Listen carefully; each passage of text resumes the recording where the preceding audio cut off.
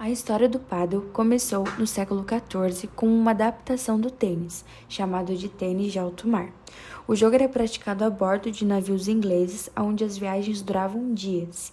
Existe uma versão que diz que os passageiros improvisavam uma quadra a bordo, protegida por telas, para poder praticar o esporte. Outra versão conta que os marinheiros, nas horas ociosas, improvisavam os porões para jogar.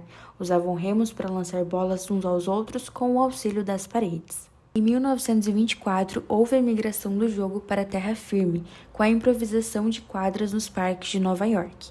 Foi então chamado de paddle tennis, pois era utilizada uma paleta de cabo curto ao invés dos remos ou das raquetes. Por volta de 1928 que o esporte, já popular, passou a ser jogado em duplas. A primeira quadra oficial foi construída em 1969 por um mexicano chamado Henrique Corcuera, lá em um hotel em Acapulco.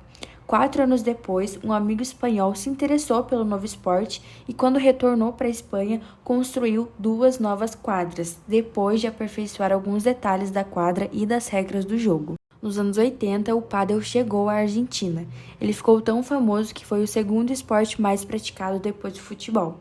Da Argentina, o esporte acabou se estendendo entre outros países latino-americanos, como Brasil, Uruguai, Chile e Paraguai.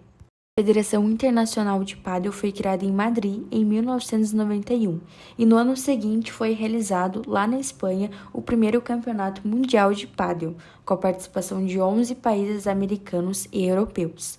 Em 1993, o pádel foi reconhecido como modalidade desportiva pelo Conselho Superior de Desportos.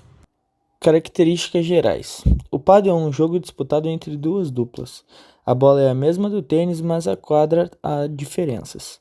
A quadra de pádel tem 20 metros de comprimento por 10 metros de largura, paredes nos fundos e em parte das laterais.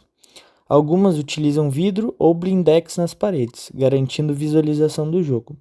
O mais comum é o cercamento por telas ou alambrados de metal, sendo que o piso pode variar do cimento à grama artificial. Os principais materiais são os calçados, que devem ser adequados ao tipo de piso, grama sintética, solado é recomendado o estilo de espinha, de peixe, o clay, e no concreto, solado misto ou liso.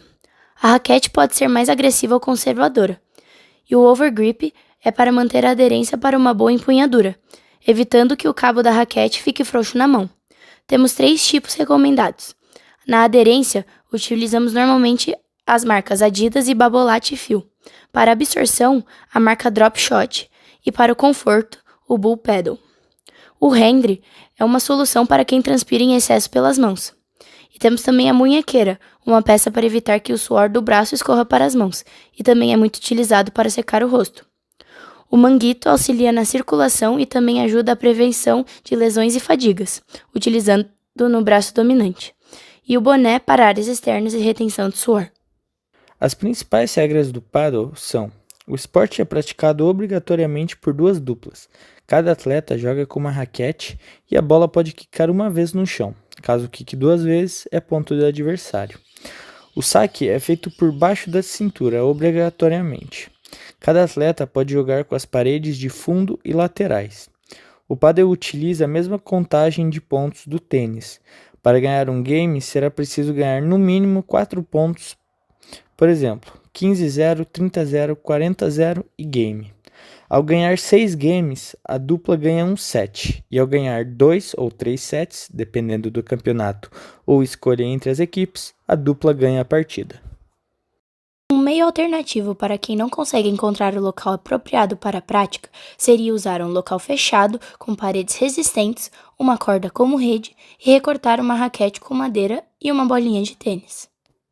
Isso foi um pouquinho da história do pádel para vocês. A gente vai deixar as referências aqui embaixo e agradecemos muito por ter assistido até o final. Até a próxima!